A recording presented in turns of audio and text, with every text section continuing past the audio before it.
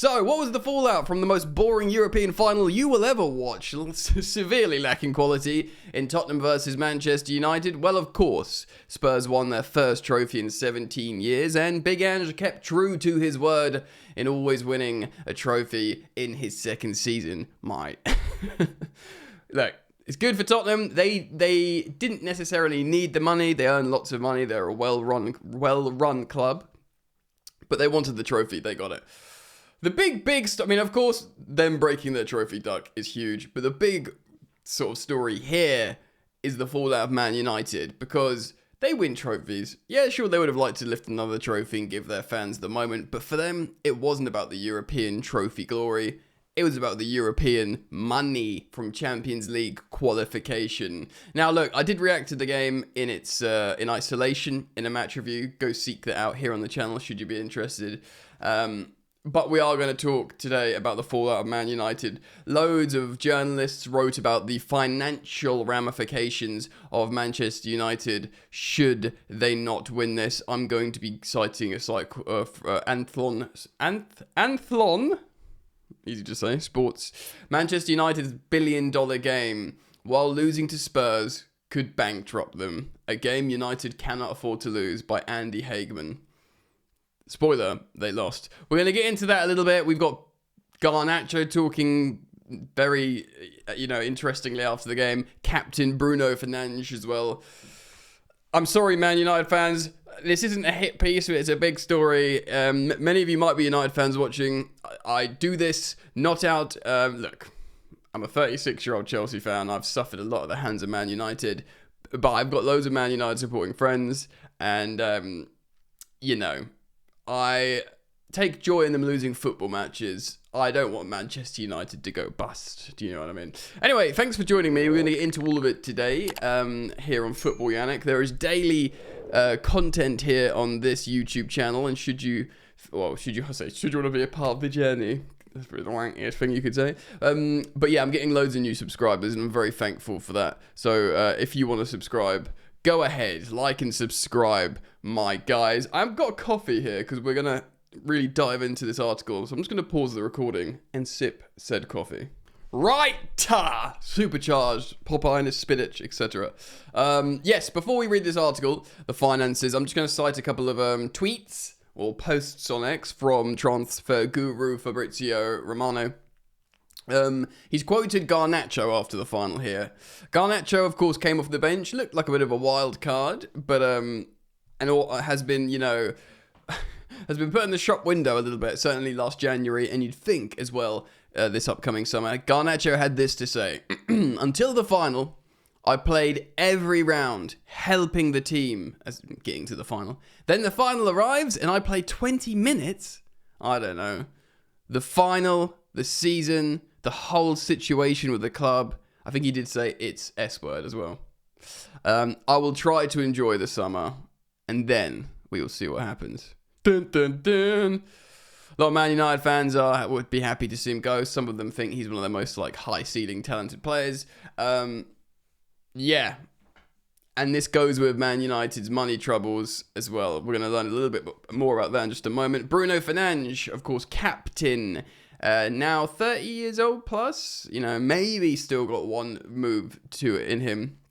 Of course, Man United now, not only can they not properly reinforce with immense quality, they're not in any form of European competition. And Bruno Fernandes, to his credit, has had an excellent season as an individual. He said this: "My point of view has never been the financial side." So this is, I guess, in reference to him going to other clubs. Of course, he would have had huge financial offers from, Saudi Arabian clubs if he wants money. So I think that's what he's referencing here. "My point of view has never been the financial side. If I want to go for the financial side, I will always have an option to go, probably Saudi. But that's not the thing.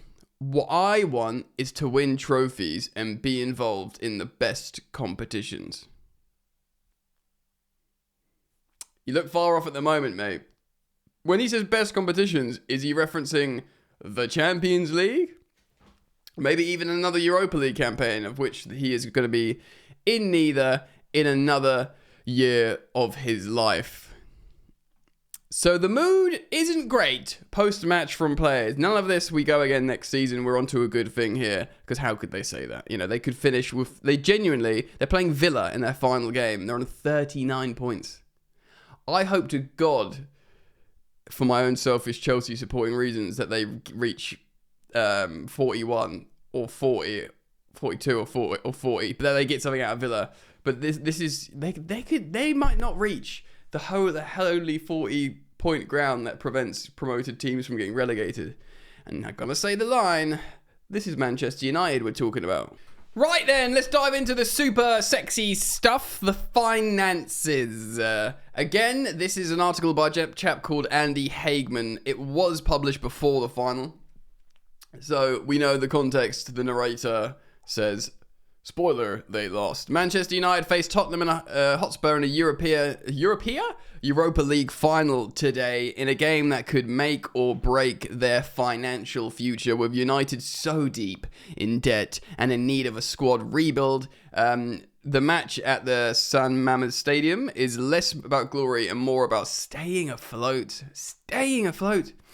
The winner secures Champions League qualification, a lifeline worth an estimated of £100 million. United have to pay Adidas, their main kit manufacturer, £12 million just as a penalty for not being in the Champions League.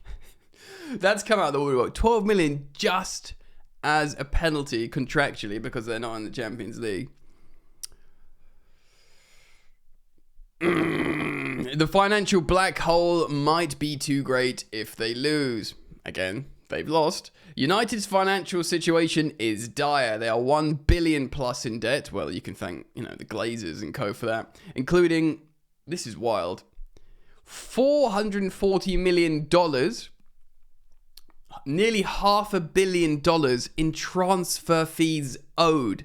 So this is money owed for a squad that they are yet to pay and they're obligated to pay for a squad that got 39 points in the Premier League. $500 million on these guys who got them in this trouble in the first place, and they need to rebuild to not have that. Think of it like that. That is absolutely chicken oriental, mate. With interest payments eating up $50 million last season alone. Failing to secure Champions League funds could choke their ability to service this debt, pushing them closer to breaching, of course, the PSR rules, the Premier League profit and sustainability rules. The club's ambitious $2.7 billion stadium rebuild hangs in the balance without the revenue boost from Champions League qualifications. I mean, this was always not a pipe dream, but this was just, a good PR story of Ratcliffe going, oh, look at this AI design. Funding this project becomes a pipe dream, potentially forcing United to scale back or rely further on borrowing. CEO Omar Barada, the geezer they got from Man City, has admitted this investment could hamstring the squad spending for years, leaving United stuck with an underperforming roster. We already know they're doing everything they can to, tighten the purse strings. They've laid off hundreds and hundreds of employees. They've stopped free lunches.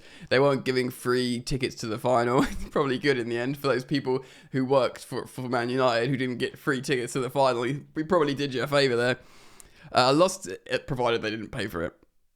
A loss to Spurs, they lost, who have beaten United 3 times this season, now 4, would deepen the crisis. The $135 million Champions League windfall will vanish, and of course the penalty to Adidas would hit hard, spread over the remaining years of their $1.2 billion kit deal. This could slash transfer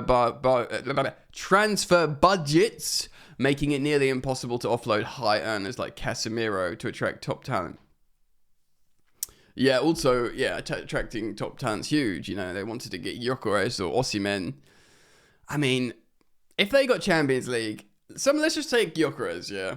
If they won this trophy, there's a good feeling at Man United. They got Champions League. Gyökeres might go, right, well, they're in the Champions League next season. They're fresh of a trophy. These players can pull out of the fire. And Amorim's my guy. I scored loads of goals for him. They were terrible in the league. I'll change that. It's a very, very hard sale now. Red Devils would become Dead Devils. Wow. United's global brand, once a sponsorship juggernaut, is at risk. I mean, it still is lately, but it is at risk, I guess. Missing Champions League again could erode their marketability, with commercial deals potentially collapsing as their prestige fades. Fan unrest is already simmering, with the ticket price hikes fueling discontent and threatening matchday revenue, which averages $7 million per game. The squad rebuild under Ruben Amorim is on life support. Without Champions League funds, United can't afford the signings needed to climb out of their domestic slump. Another season of mid-table mediocrity could see Amorim's project stall, with players like Bruno Fernandes possibly eyeing an exit.